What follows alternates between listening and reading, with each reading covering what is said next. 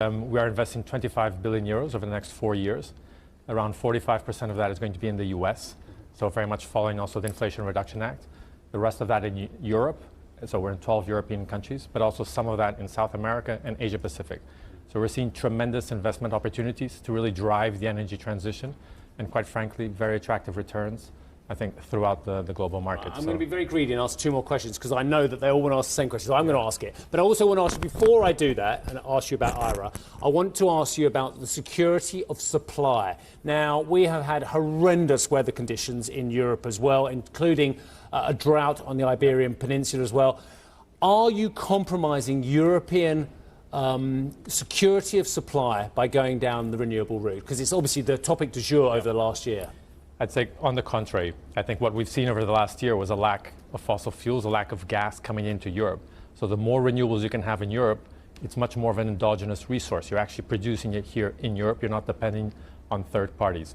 So I think renewables make sense, not only because of the environmental reasons, but I think because it gives you energy independence, and it's also lower cost than producing, for example, with gas or coal or other technologies. So it clearly makes sense.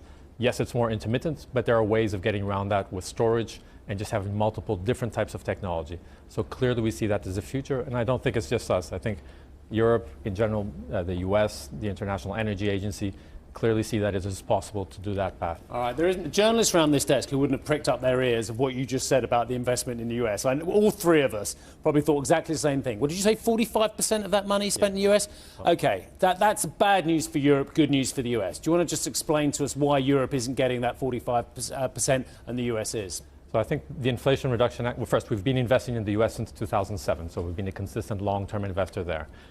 The IRA is an extremely powerful, simple, pro-business investment tool, and I think that's attracting a lot of investment into the US.